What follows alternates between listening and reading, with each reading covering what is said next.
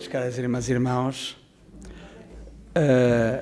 que o Mestre Jesus nos possa envolver com o seu manto de paz e harmonia, para que todos nós possamos entrar com o Mestre em sintonia.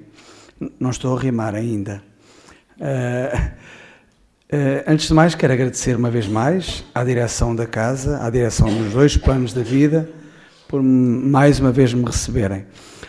Eu venho aqui, já há um ano estive aqui a apresentar o livro que me foi inspirado,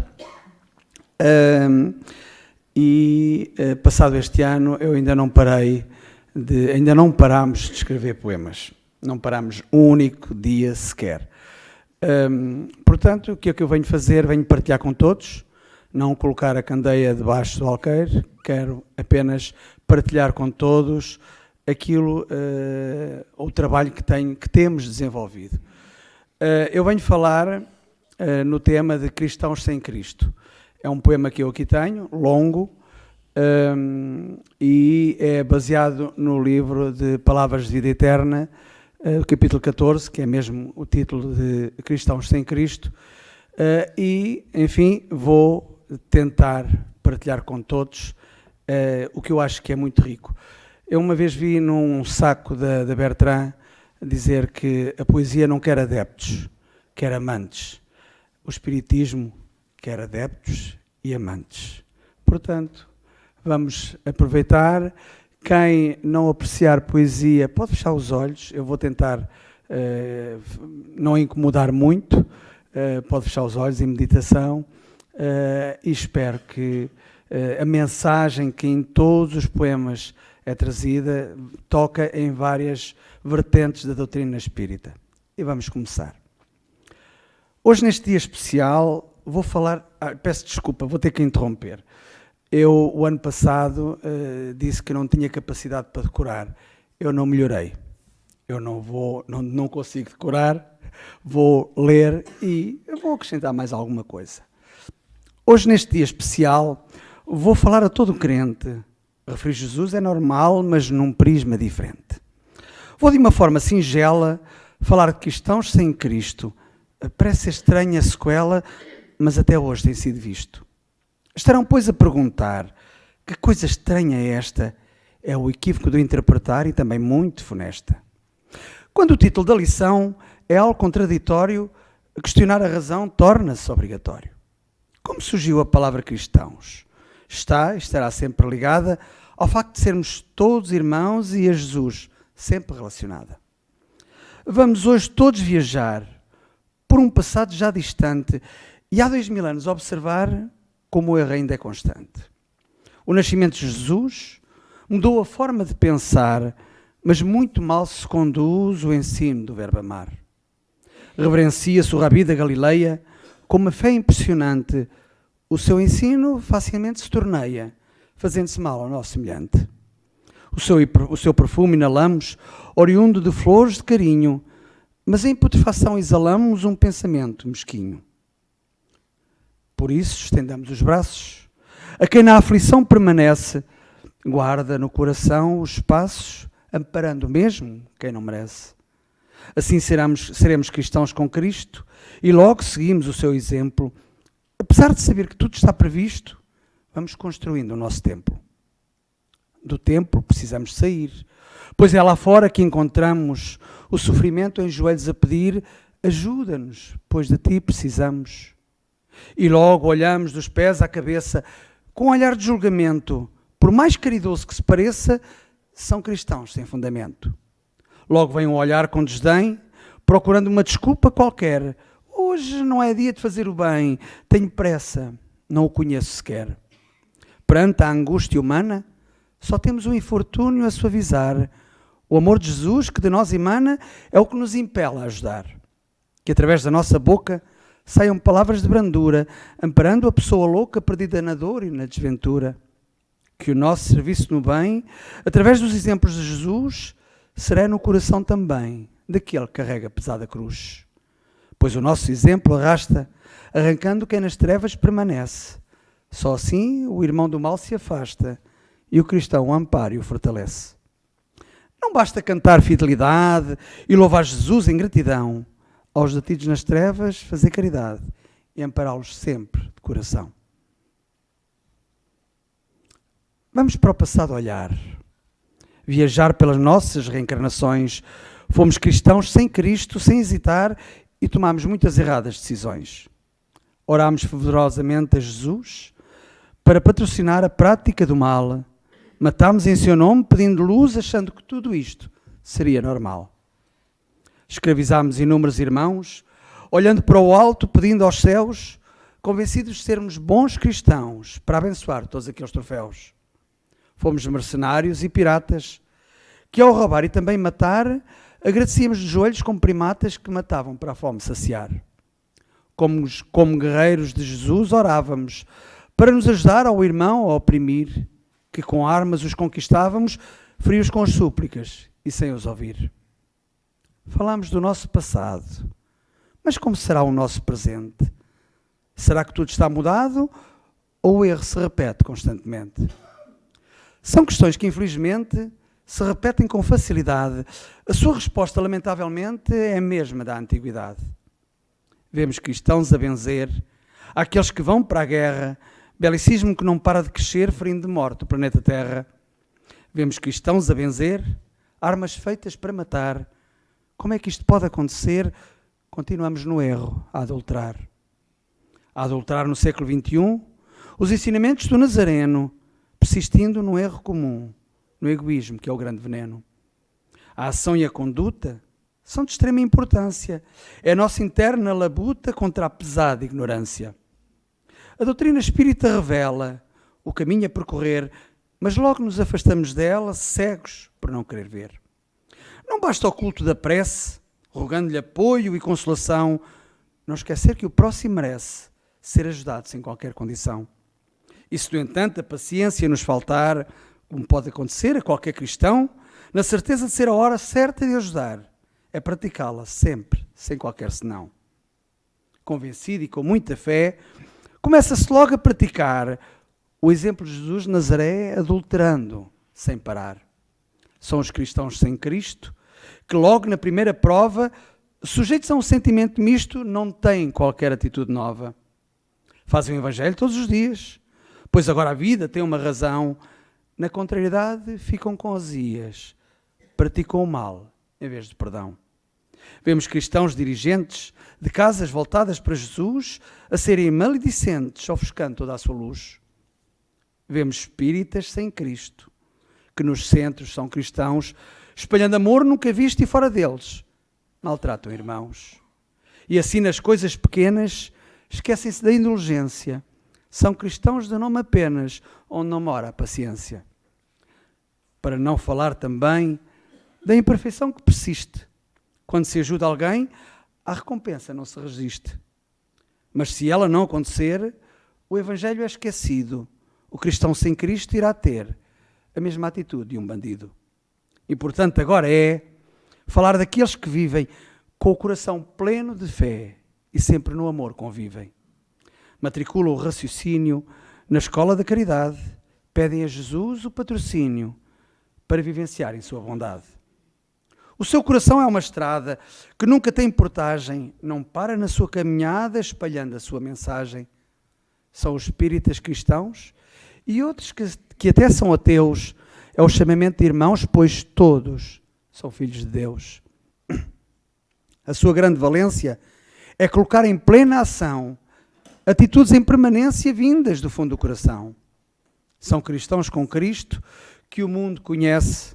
Aqui apresento o registro que na memória permanece. Madre Teresa de Calcutá, que o Evangelho em ação colocou, que com Jesus sempre estará e que a todos sem exceção amou. Fundadora da Congregação das Missionárias da Caridade, amparou sem discriminação, vivenciou Cristo e a sua bondade. Nasceu em Pedro Leopoldo, o apóstolo que não veio de Belém, servia sem receber qualquer soldo, ajudava a todos, não importava a quem. O Chico Xavier do Brasil, mas como Jesus é do mundo, exalando um perfume primaveril pleno de amor profundo. Irmã Dulce, do mesmo país, vivenciando Jesus pela ação, foi uma grande força motriz, amparando todos de coração. Sua missão neste mundo foi mostrar pelo exemplo o amor para ser fecundo é praticado fora do templo. Gandhi, que praticou a paz, aquela que Jesus ensinou, que pelo exemplo foi capaz e ao mundo a todos mostrou. O seu diálogo interreligioso com Cristo na busca pela verdade fez dele um cristão amoroso, pleno de amor e bondade.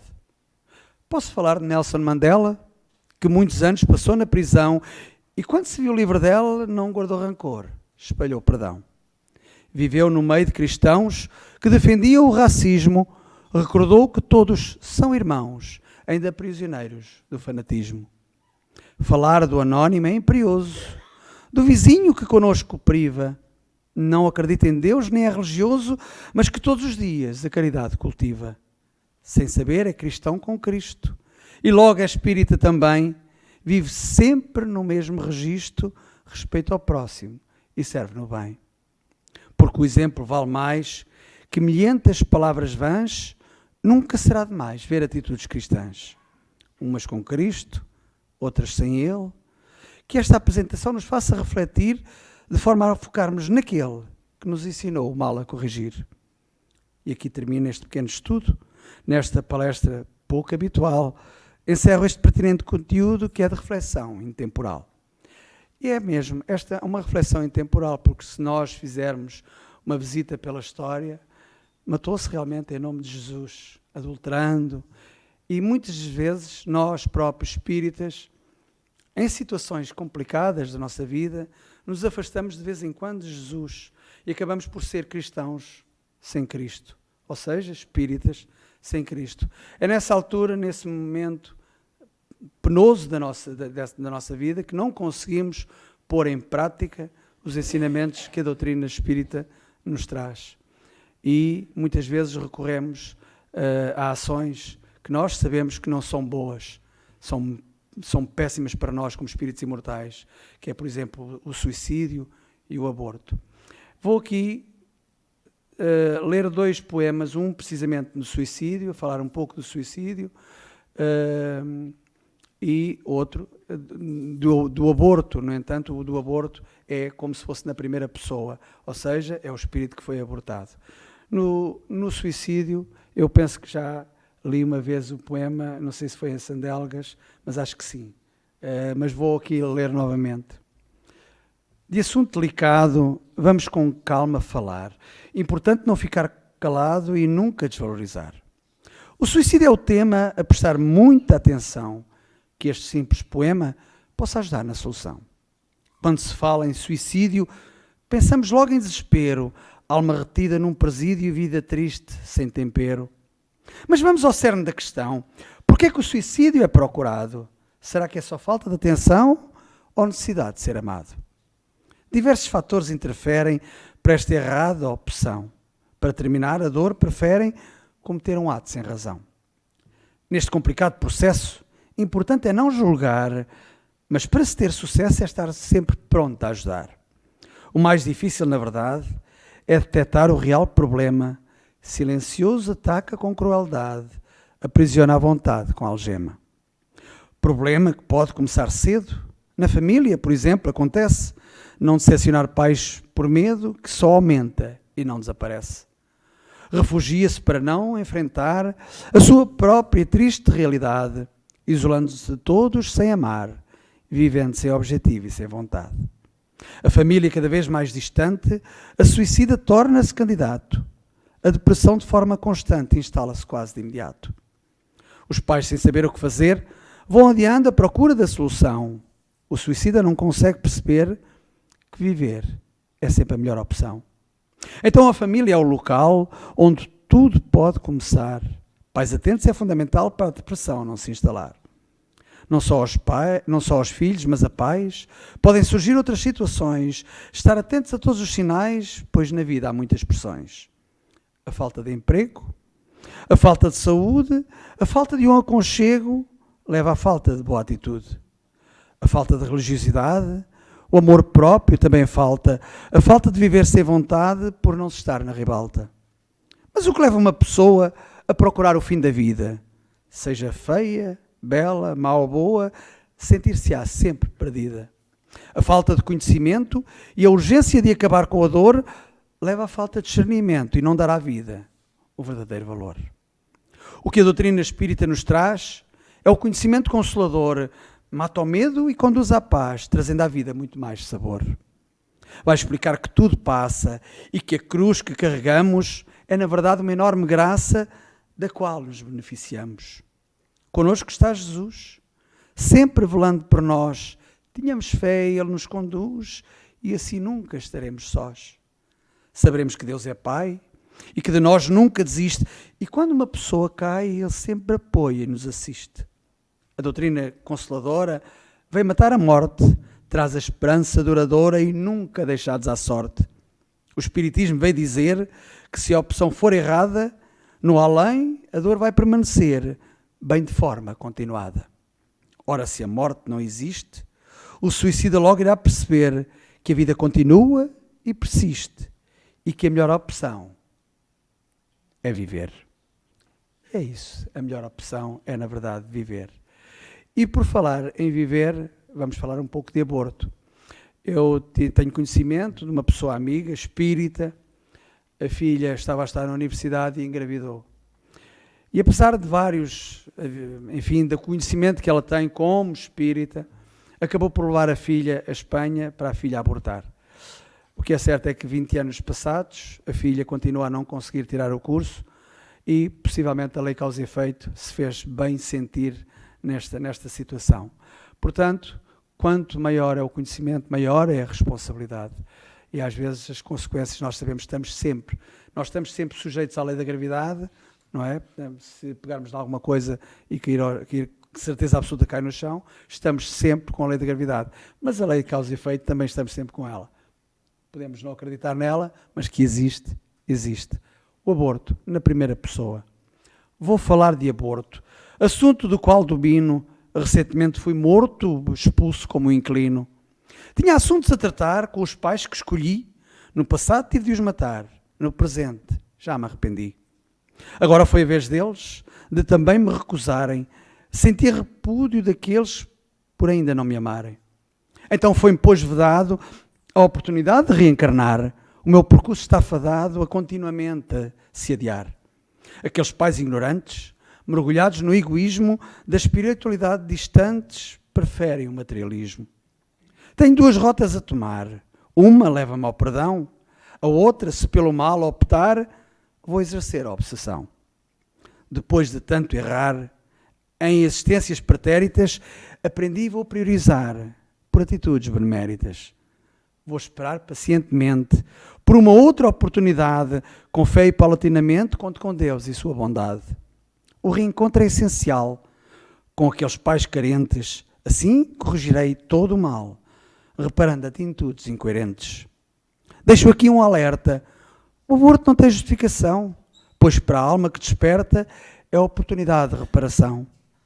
Quando o aborto se comete, a ignorância não é desculpa, é uma atitude que se reflete na consciência, em constante culpa.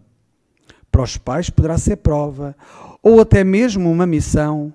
Na vida tudo melhora e se renova, grato estou à reencarnação.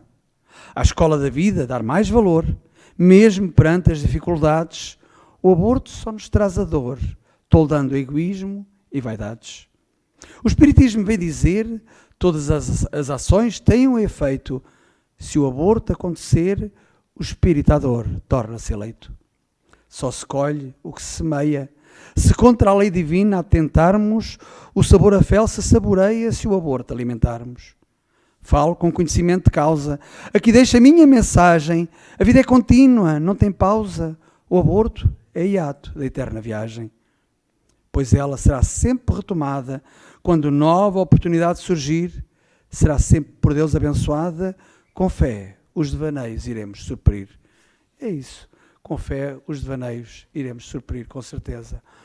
Para sermos realmente cristãos com Cristo, que o desejo que eu faço todos os dias a mim é que eu possa ser cristão com Cristo. E que naqueles momentos em que me afasto de Cristo, que esses momentos sejam um pescar de olhos. E a propósito de um pescar de olhos, este poema que eu aqui vou dizer é um poema que eu costumo dizer que é dedicado a mim, só a mim, e desculpem-me o egoísmo, e é um aviso para mim também. Tem o título de Espírita no Umbral. Vou tentar teatralizar um pouco. Sou um espírita de berço, vou ao centro todos os dias, excelente trabalho exerço, nunca desaponto os meus guias.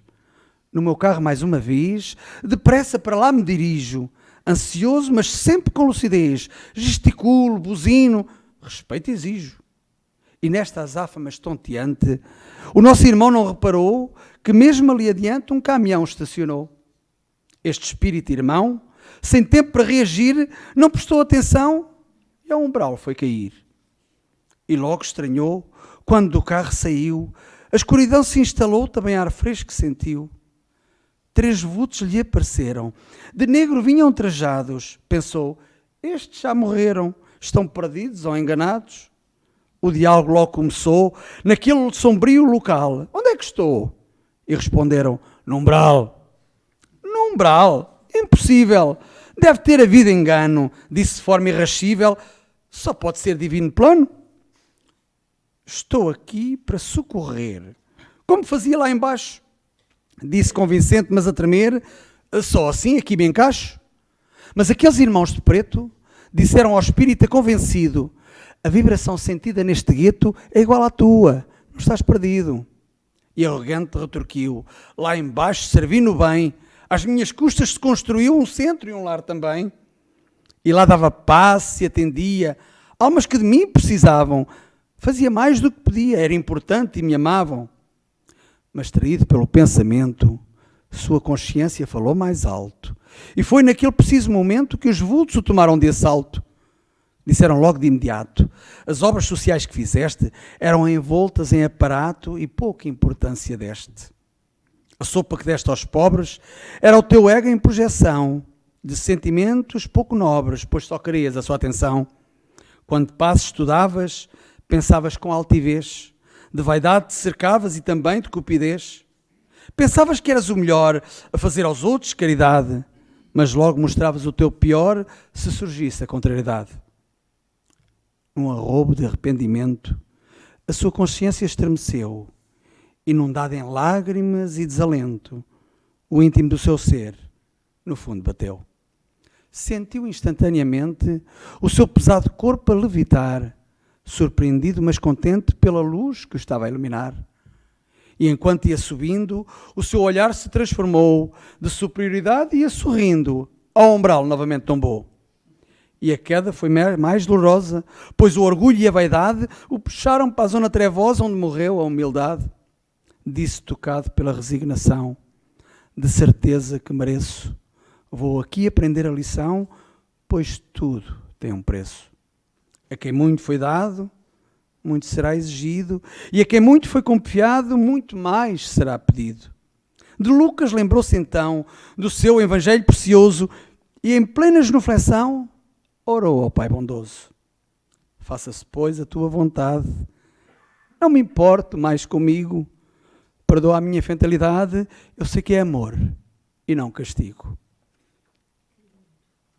É isto. Eu tenho a consciência plena de me arrepender e de, enfim, perceber que Deus ama, que não castiga nunca. Bom, é também um cristão com Cristo. Em determinadas alturas, a vaidade fê-lo afastar de Cristo, fê-lo fazer, enfim, deixá-lo de ser cristão com Cristo. Mas depois, num arrobo de arrependimento, ele realmente, espero que me aconteça também, pelo menos, o arrependimento. Mas nós temos no livro Céu e Inferno, na segunda parte, logo no princípio, temos aqueles casos práticos dos espíritos felizes. E este caso é um caso que eu vou contar e tem o título Será que Morri? É, na verdade, uma cristã com Cristo. E pode-se abordar aqui várias coisas relacionadas com a doutrina espírita, desde a plasticidade do perispírito, desde a vida que nós levamos aqui na caridade, enfim, da tomada de consciência que se partiu para o outro plano, pode-se abordar em vários temas. Eu digo que é digamos, um poema que eu acho que é divertido. Apesar de falar da morte, acho que é divertido. E diz assim: será que morri? Eu estarei morta? Mas estou a falar, apesar de estar torta, não estou a sonhar. Sinto as mesmas dores, tenho uma fome imensa. Será que os dissabores perduram sem pedir licença? Que coisa estranha é esta? Vejo a família reunida, comida na mesa e em festa, vestidos de preto e tez caída. Estou a ver um caixão no meio da sala de estar. Numa festa esta decoração não faz sentido, vou reclamar. Falo com o meu pai, que come sem vontade, não me liga e dali sai. A tristeza me invade. Porquê é que ele me ignora? Não entendo mesmo nada. Minha cabeça anda à nora, começa a ficar preocupada. Afinal de contas, tudo é estranho. Estas pessoas são tontas, ou me irritam, ou me contenho. O caixão lá continua, fechado a 7 chaves. Querem levá-lo para a rua e ninguém coloca entraves. Minha mãe lá apareceu, pedindo em genuflexão: é minha filha que morreu, abram por favor esse caixão. Até eu estava curiosa para saber o que continha e de forma cuidadosa lá abriram a caixinha. Passei por todos sem dificuldade e lá para dentro espreitei. Era o meu corpo na verdade e logo de alívio respirei. Afinal tinha morrido, mais viva que nunca estava, contente por não ter sofrido, esperançosa aguardava. Afinal morrer não custa, custa é saber viver. Fui correta e sempre justa, algo de bom vai acontecer. Senti uma enorme leveza, levitei para fora dali. Se fui pobre ou princesa, grata estou aos que servi. Espalhei muita alegria, mesmo com alma sofrida, meu coração a todos se abria. Colha a recompensa merecida. Sinto alguém a aproximar. Vem envolto em muita luz, num sorriso a murmurar: quem me enviou foi Jesus. Não me conheces? Bem mais nova estou. Estás sempre em minhas preces, sou a avó que sempre te amou. De mãos dadas em alegria, pelo reencontro abençoado, enquanto Jesus nos envolvia, agradecíamos ao Pai amado.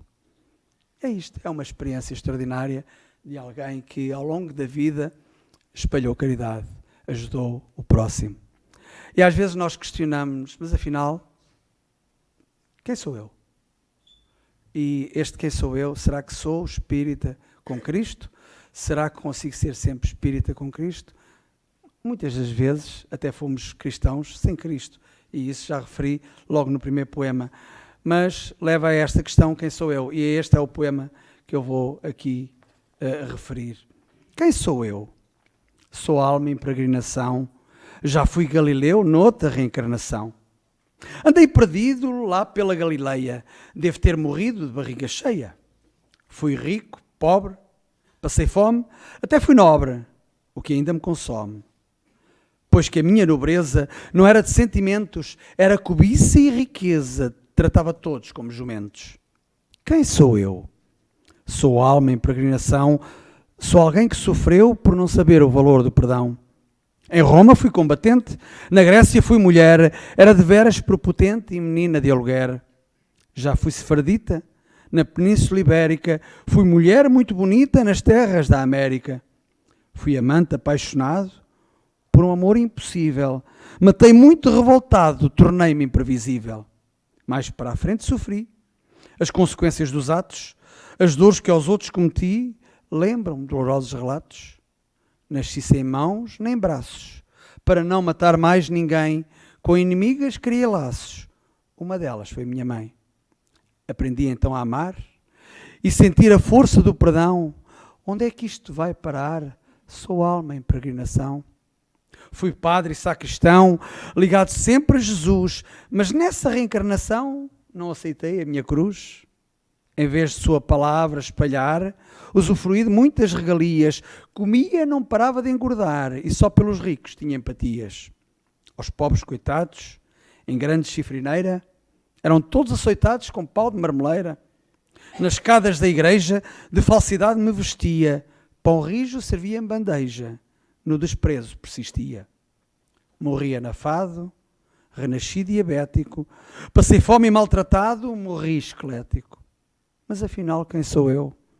Sou alma em peregrinação, que já muito sofreu por não prestar atenção. Sou alma em peregrinação, errando constantemente, mas sempre em evolução, aprendendo paulatinamente. Sou alma em peregrinação, em direção ao Pai Celestial. A promessa nesta reencarnação é fazer o bem e não o mal. É isto, é fazermos o bem e não o mal, com certeza que estaremos no bom caminho. Eu queria aqui fazer uma pergunta a todos os irmãos e irmãs que aqui estão. Alguém aqui é a primeira vez que vem a esta casa espírita? Não há ninguém? Ok. Então, eu vou aqui falar. Eu aproveitei, digamos, o texto de Emmanuel, em que tem o título Sabes. E eu aproveitei o texto e fiz este poema. Fizemos este poema. Este poema é para todos. E também para aqueles que pela primeira vez estão em contacto com a doutrina espírita. Sabes que és imortal, que tudo o que fazes tem importância vital no que carregas ou trazes? Sabes que a sorte não existe, pois que a lei causa e efeito está sempre presente e persiste para receberes o que tenhas feito? Sabes que a tua família, foste tu que a escolheste, deves estar de vigília com o que te comprometeste. Para não falhares outra vez, chances tiveste no passado, mas tem sido a tua cupidez que te tem atrasado. Sabes que vens para evoluir e tu tornares uma pessoa melhor? Tens tarefas para cumprir, pois pertence a um plano maior. Sabes que os teus talentos são divinos recursos? Se não estivermos atentos, optamos por errados percursos. Sabes que a reencarnação é já um dado adquirido? É a única e simples justificação para nascer com algo aprendido. Sabes que toda a dor tem sempre algo positivo? É como um professor exigente, mas compreensivo. Sabes que tens um modelo e guia que pelo exemplo se destacou, que em todos nós ele confia e que sempre nos amou. E se ainda não sabes, estás à espera de quê? Mesmo que desabes, ele tem confiança e em ti crê. Estou a falar de Jesus. Se dúvidas ainda tens, é porque a treva te seduz e na sombra ainda te detens.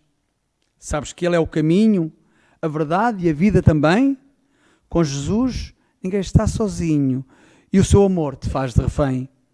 Se tudo isto sabes, estás na rota certa, na certeza que acabes com a alma liberta.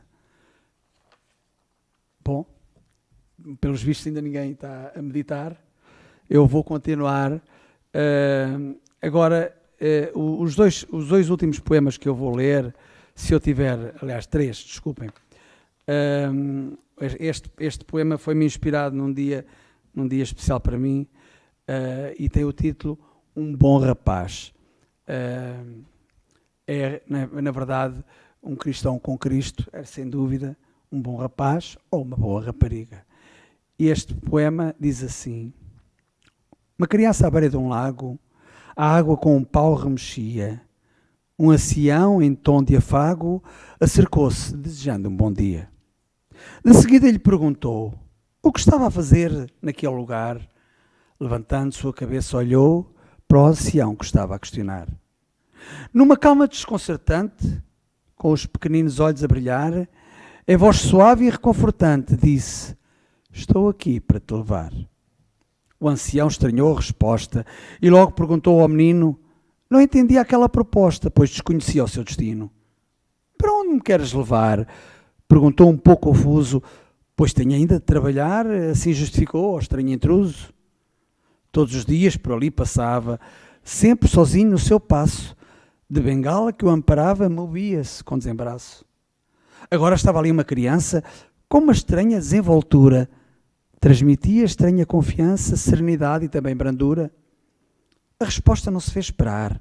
No íntimo, o ancião já suspeitava. Passou toda a sua vida a ajudar o pobre que diariamente amparava. Para o nosso Pai vou-te levar, pois é chegada a tua vez de colher em vez de semear, retorquiu o menino com lucidez. Naquele mesmo instante, algo estranho se passou. Numa emoção contagiante, em frente ao lago se ajoelhou. Aquele menino envolto em luz, que com o brilho o ofuscava, amorosamente disse: sou Jesus que sempre te acompanhava. Quando o brilho se desvaneceu, um alto vulto tornou-se visível. O coração do ancião estremeceu. Via o que julgava ser impossível. E logo Jesus o abordou. Sozinho nunca estiveste. O teu próximo de ti logrou pelo amor que sempre deste. Ó nosso Pai, vou-te levar, pois chegou a tua hora. Em meu nome soubeste amar. É chegada uma nova aurora.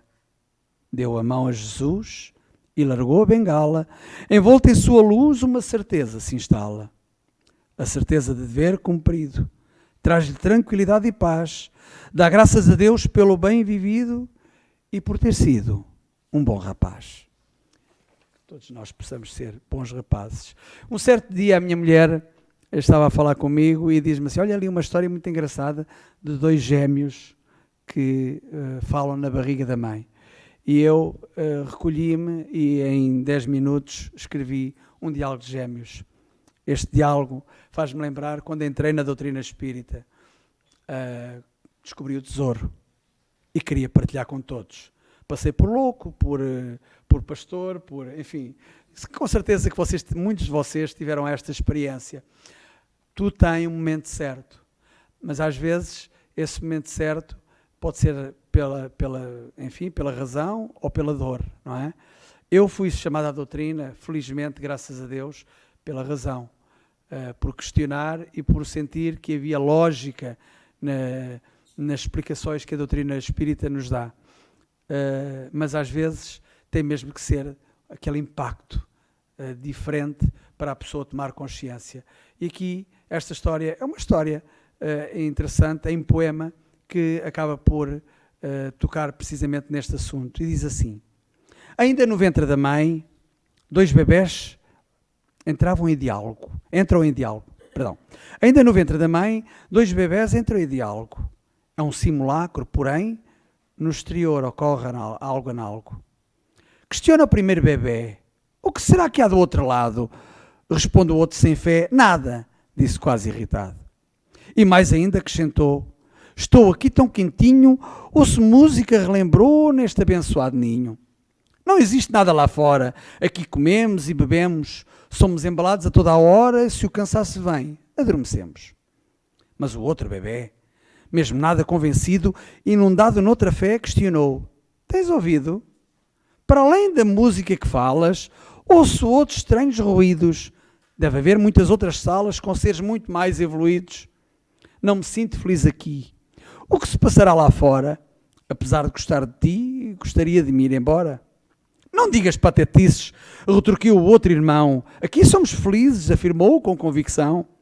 Foi naquele preciso momento que aquele espaço estremeceu. A luz no fundo do alojamento fez tremer de medo o bebé ateu. Foi diferente com o outro bebé, com o que estava a acontecer. Entusiasmado, colocou-se de pé, sentindo o novo renascer. Foi o primeiro a sair daquele exíguo espaço, a chorar e também a sorrir, mexia-se com desembaraço. A sua felicidade era imensa, suas questões tinham resposta. Afinal, não era uma crença, era a esperada e nova proposta. Enquanto chorava de alegria, olhou para cima e viu o irmão. Ainda lá estava, de medo tremia, e logo acenou com a sua mão. Enquanto o tranquilizava, seu irmão, ao vê-lo chorar, com mais medo ficava, tudo fazia para lá ficar. A expulsão era inevitável, e logo daquele lugar saiu, em choro descontrolável, no colo de sua mãe caiu. Seu irmão já lá estava. Sentiu calma contagiante. O calor dos lábios que o beijava era estranho, mas reconfortante. Afinal, o seu irmão, dentro do seu saber, tinha mesmo razão, havia mais a conhecer. Que ensina nesta história? Que lição se pode tirar? A doutrina espírita é a convocatória para a ignorância se enterrar. Muitas vezes não queremos ver, simplesmente pela nossa teimosia. Mas virá o dia que irá acontecer o nascimento e o novo dia. Nessa altura, então, falaremos da doutrina e da fé raciocinada e logo para o alto olharemos, gratos pela oportunidade dada. Ainda tenho 5 minutinhos? Então, vou contar aqui... Ai, peço desculpa. Vou contar aqui uma pequena história. Tem o título Viver, Morrer e Renascer. Desta história pode-se tirar imensas ilações, pode-se tocar em vários assuntos da doutrina espírita. Deixo ao vosso critério, se estiverem atentos, tentar, com o conhecimento que têm da doutrina espírita, tentar ver onde é que isto toca. Toca em muitos aspectos. Viver, morrer e renascer. Esta é uma história, como outra qualquer, ficará na memória, pois atenção requer. É contada na primeira pessoa, pois vou com todos partilhar. No meu íntimo ainda ecoa a tristeza e vontade de chorar. Se o arrependimento matasse, teria com toda a certeza como Jesus dado outra face para terminar em beleza. Quando ainda em criança fui pelos pais abandonada, perdi a fé e a esperança de pelo amor ser criada. De orfanato em orfanato fui crescendo sem amor. O que em mim cresceu de facto foi o ódio e o rancor. O que eu tinha em mente era apenas a vingança. Fui alimentando somente esse sentimento e a desconfiança. Andei de família em família, nunca tive grande atenção. Era tratada como mobília, mudava de casa sem razão. Assim fui crescendo, sem qualquer tipo de fé. Na vida fui aprendendo a vencer e ficar sempre de pé. Não importava a maneira para alcançar os objetivos. Era com os outros traiçoeira. Espezinhava sem quaisquer motivos. Comecei arduamente a trabalhar e pensava apenas no dinheiro. Não sabia o que era amar, só pensava no meu milheiro. Imensos recursos acumulei, mas tinha um só pensamento: vingar meus pais pelo que passei, pois vivia com esse ressentimento. Construí um império, mundialmente conhecida, pratiquei o impropério da vingança merecida. A vida é sábia e matreira, meus velhos pais me procuraram, recebi-os de forma sobranceira, humildemente me olharam. Expulsei aqueles maltrapilhos, a vingança estava cumprida, veio-me à imagem de filhos abandonados e sem comida. Pensava eu que ficaria contente por aquele feito, tinha sonhado com o dia da vingança a preceito. Mas fui assolada por tremores, não me sentia vencedora, tinha passado horrores e sentia-me ainda credora. Os olhos humildes de meus pais perturbavam-me diariamente, era desagradável por demais e em sonhos constantemente. Mas por que razão continuava a ter aquela estranha sensação? Afinal de contas, eu não os amava, não destriçava a verdadeira razão. Até que um dia o arrependimento fez em mim a sua morada. À tona veio um sentimento diferente de quando fui abandonada. Foi então que decidi ir à procura de meus pais. Muito tempo perdi esperando não ser tarde demais. Onde moravam sempre soube, e agora ali me encontrava. No meu coração sempre coube algo desconhecido que me guiava. Bati à porta e logo foi aberta. Surgiu uma feliz criança. Respondeu a sorrir e muito esperta, meus pais tinham feito a mudança. Já não moravam mais ali, já tinham ido para o céu. Fechei os olhos e me senti acusada como se fosse um réu. Corri de maneira descontrolada pelas ruas sujas e escuras. De maus pensamentos fui assolada de sugestões e horrendas gravuras. Em permanente desespero por não poder voltar atrás, com a vida sem sentido e tempero, só o suicídio me traria paz. Para casa me dirigi, com uma decisão tomada. Como morrer? Já decidi. Vou terminar pendurada. Mas no percurso atribulado, algo me chamou a atenção. Tropecei e caí para o lado, amparei-me a um corrimão. Nesse instante reparei num cartaz apelativo. Sem nada a perder, entrei, suspendi o pensamento destrutivo. Viver é a melhor opção. Era o que dizia o cartaz. Veio colidir com a minha decisão. Vou ver, mas não voltarei atrás. De um centro espírita se tratava. Devia estar a delirar. De Setembro Amarelo se falava e isso começou-me a perturbar. Lá me sentei então, nas últimas filas da sala. Começaram com uma oração e logo a calma se instala. Foi então que vi um casal que me fitava. Com aquele olhar estremeci e logo o medo se instalava. Como é que era possível? Os meus pais tinham morrido, mas o olhar era inconfundível e o suicídio não tinha cometido. Bem mais novos estavam. Eu, confusa e surpreendida, ao dizer que me amavam, senti-me ainda mais perdida. Pediram-me perdão pelo abandono, quando na terra comigo privaram. É nessa altura que me emociono, eles em genuflexão muito choraram. Foi então que percebi a misericórdia divina. Agora sei que morri e o reencontro me fascina. A oportunidade que Deus me deu para perdoar os meus pais foi uma luz que em mim acendeu para aprender a amar mais. Os olhos humildes e brilhantes com que os meus pais agradeciam tinham mais valor que diamantes. Era amor e perdão que em mim cresciam. Sei agora que teremos nova prova a superar. Mais uma vez conviveremos. Temos, pois, de reencarnar. Poderão, pois, todos perguntar: mas isto repete-se eternamente? A resposta é: o sofrimento irá parar quando amarmos incondicionalmente. É isso. Caras irmãs e irmãos, termino aqui, tenho aqui apenas uma precezinha, se houver possibilidades, que também me foi inspirada. Espero que tenham gostado, espero que tenham aprendido alguma coisa. Eu aprendo sempre nas leituras que faço, porque há sempre mais alguma coisa que me toca. E termino aqui a minha prestação e espero que a candeia possa ter iluminado bem a todos. Obrigado.